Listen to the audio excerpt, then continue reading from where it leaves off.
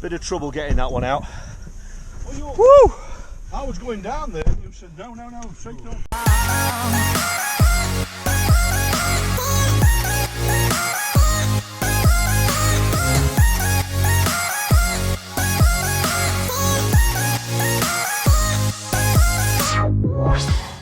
Well, that was one of many clips that we took whilst we were over in South Africa last week for the World Feeder Fishing Championships. In tonight's video I'm going to be bringing you results of how that competition actually panned out from the England camp perspective, and I'm also going to be bringing you 7 winter tips, winter tactics that are going to hopefully put more fish in your net.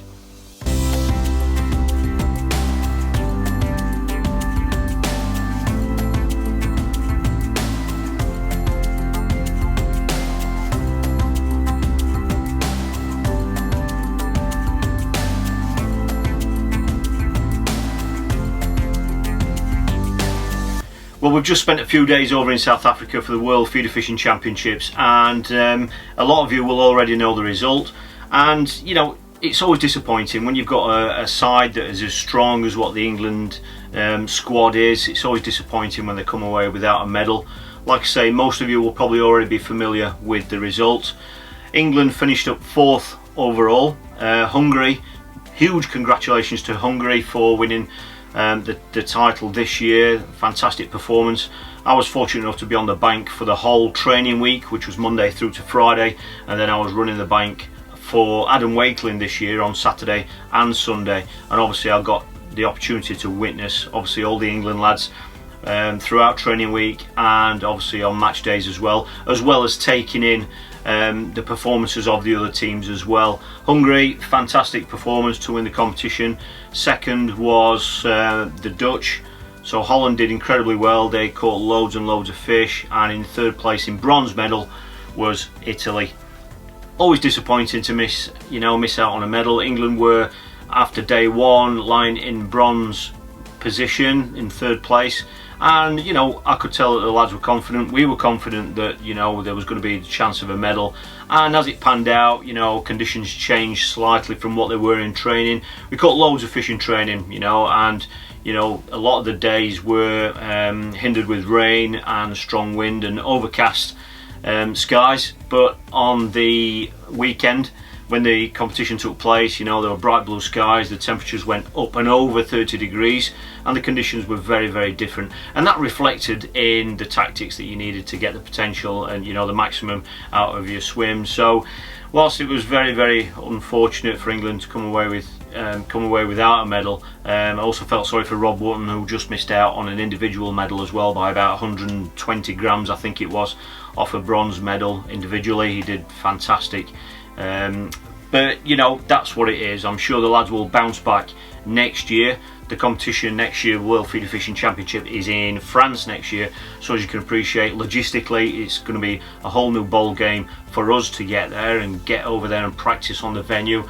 And obviously the lads are used to fishing in Europe as well. I'm not quite sure what the venue is going to be yet. I'm not sure if it is officially named, but I'm sure whatever it is, the lads will adapt to that really, really well, spend some time on the water and come back fighting harder and be as hungry as ever to win a gold medal.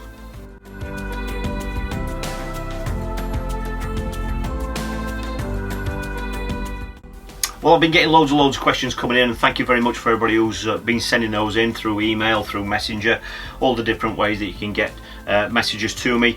As you can appreciate, a lot of them have really been around getting the maximum potential out of your swim at this time of year. Obviously we're now at the end of February, and the water is still cold. Certainly on a lot of the still waters, the water's cold, the water is clear, the clarity is clear. So there are certain little tricks and tips and hints that you can actually adapt into your fishing at this time of year that are going to hopefully maximise and give you the best possible chance of catching some fish even whilst it's still cold. So tonight I've got 7 tips for you. Hopefully they're going to help put some extra fish in your net. And what I will say at the outset is, when I was going through these 7 questions, these 7 tips that have been derived from all the questions that everybody sends in, I am, over the next few days, going to do a video on each one of these 7 tips. So if you don't want to miss out on a more detailed description of some of these tips that I've got for you, then just hit that subscribe button. That way you won't miss each video.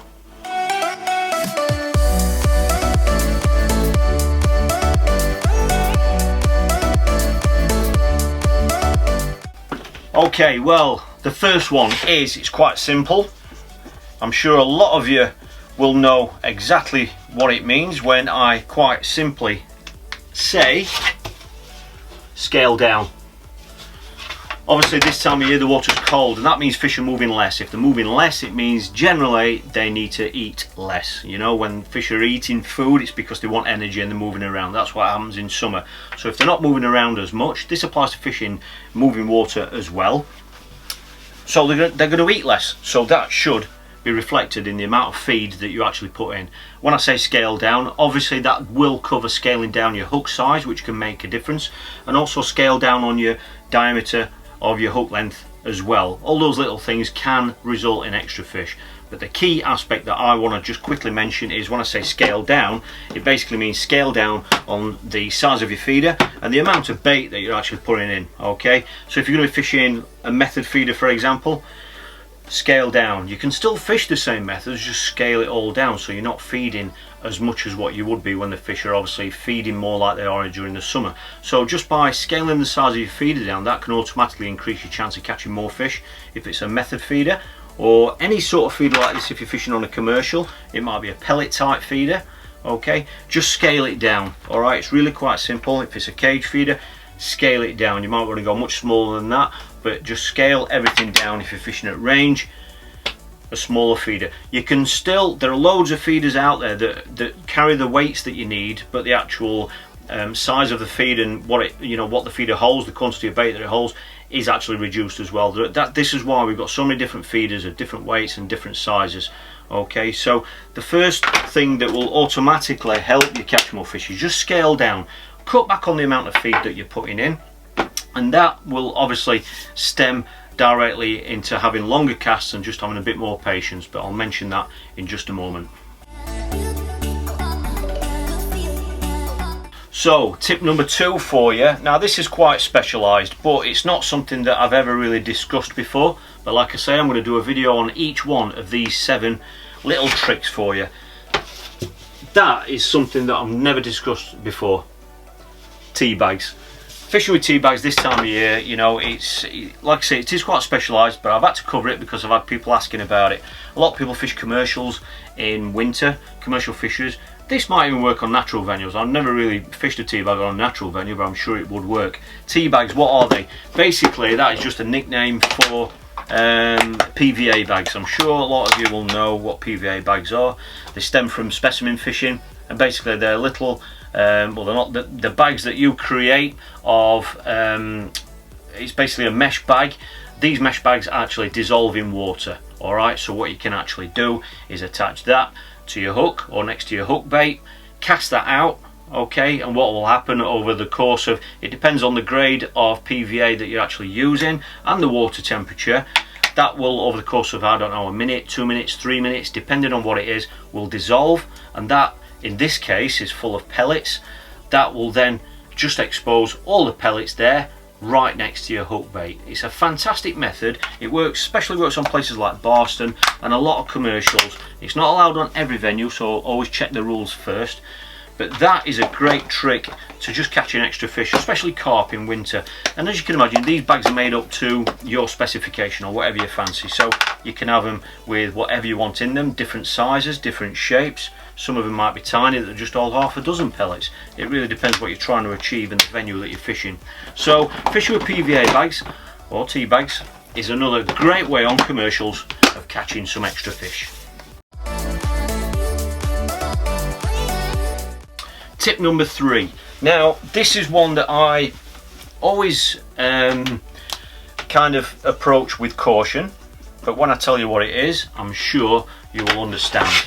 It is move. By that term, I basically mean don't be afraid to move where you're feeding or where you're fishing. Okay, so for example, you're fishing at 30 meters. You might find that after 20 minutes, half an hour, even an hour, 2 hours, you're not catching, or you might have caught some early fish, then it's gone quiet.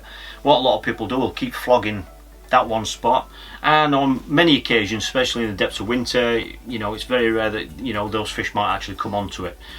The reason for that is, you know, a lot of fish, certainly on pressured waters, will back off from feeding winter. And this is why you read articles and see videos about some of the top lads, when they fish in winter with a feeder, they don't clip up. And that basically means that the feeder is dropping in a slightly different place every time.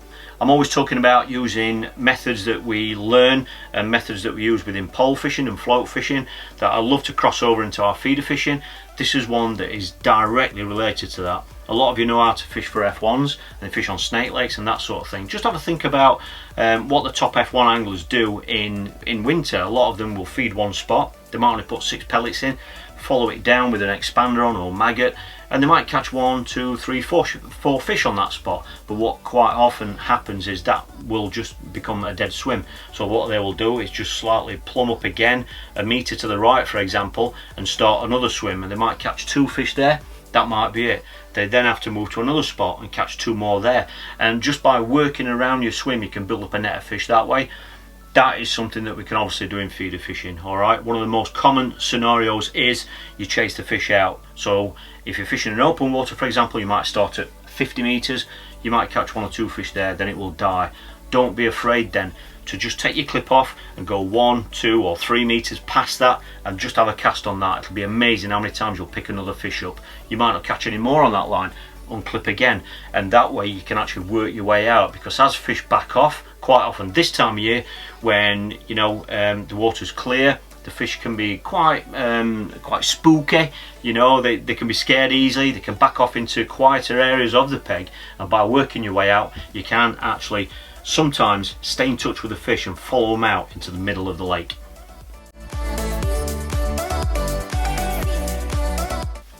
The next one is, it's really one that can apply any time of year, but it's especially important in winter in my view.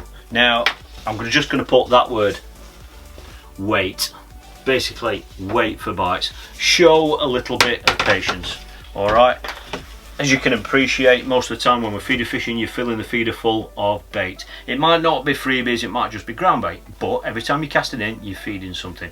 Now if you think about how many times you see people catching well on a pole in winter, for example, or a waggler, they're feeding very, very little. Sometimes they might just cup a few pellets in, they might cup in 10 maggots and fish on it. These are the kind of things that you need to think about in your feeder fishing. Alright, this is why a stopwatch is very, very important. So you might just want to set off just by timing your casts. In winter, 10-15 minutes is not uncommon, 20 minutes even, sometimes even longer.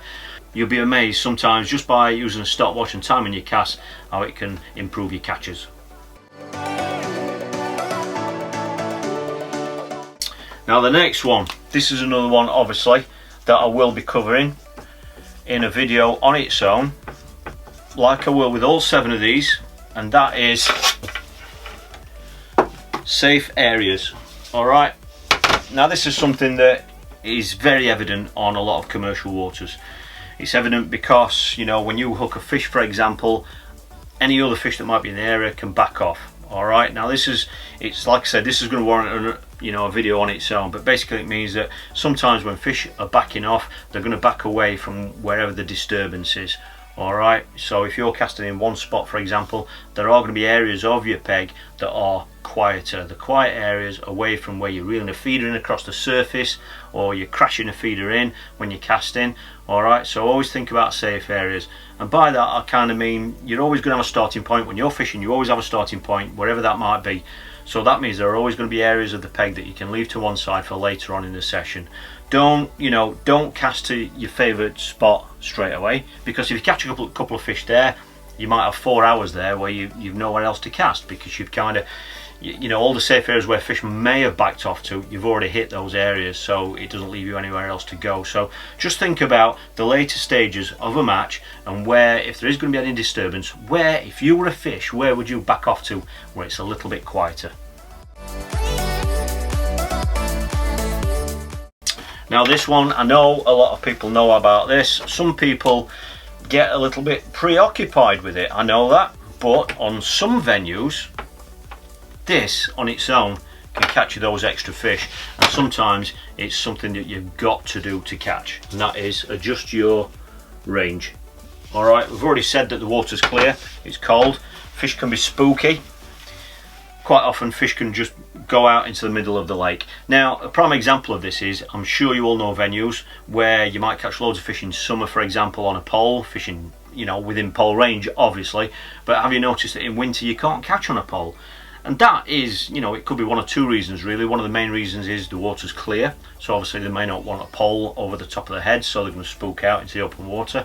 And the other reason is, which we see on a lot of venues like Southfield and lots of still waters, is that the fish are less inclined to come close in.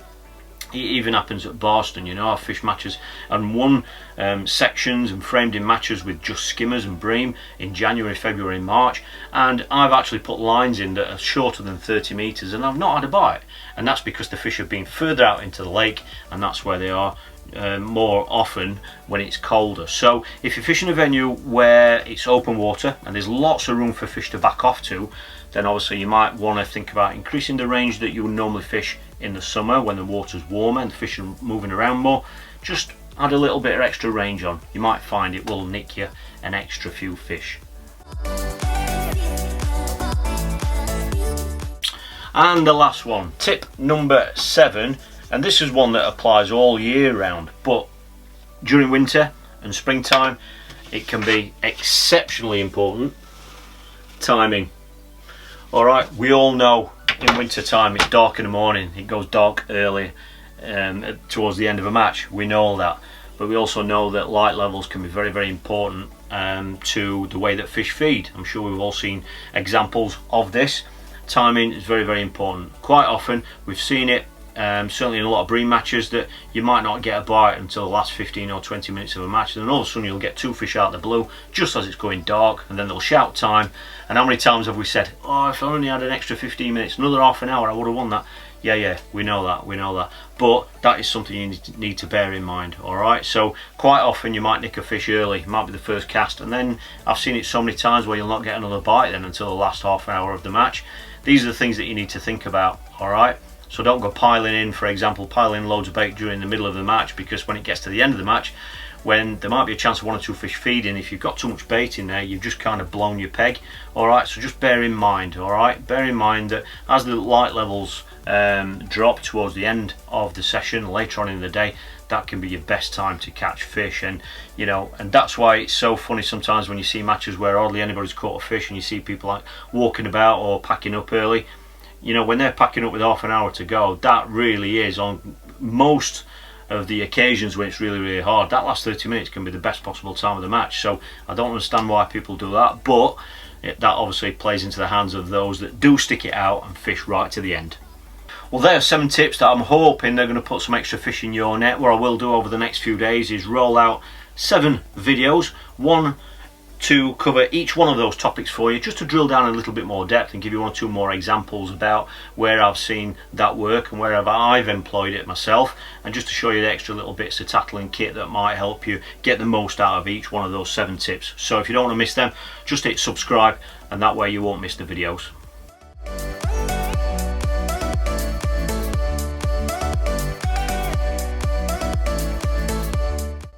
Well, like I said, we've just got back from South Africa. A lot of people probably don't know that I've got a new series this year. It's over on the Matrix free YouTube channel, so if you want to head on over there, I'll put the link directly underneath for you, underneath this video. And what that series is at the end of each month I actually put on a video that just kind of summarises my month, you know, a little bit of behind the scenes kind of stuff, what I've been up to through the month. It might not always be about fishing, but a lot of it might be just me putting future plans in place, what I've been up to, different projects that I've been working on, and any competitions that I've been in. So if you're interested to see what I've been up to each month, at the end of the month, like I said, there will be a video posted. We are now just about at the end of February. February's video will be on over the next couple of weeks, so I'll let you know as soon as that's uploaded. And you know, there is already January's video on there, so if anybody wants to see what I was up to during January, I'll put the link below to that video for you. And if you don't want to miss out on any of them, just obviously head on over to the Fish Matrix YouTube channel, where you can view all the videos there. And yeah, there'll be one every single month rolling out throughout 2019. Coming up on this channel, this is really, we've just gone over the 2 millionth view mark, and I can't say thank you enough to you guys for watching all these videos.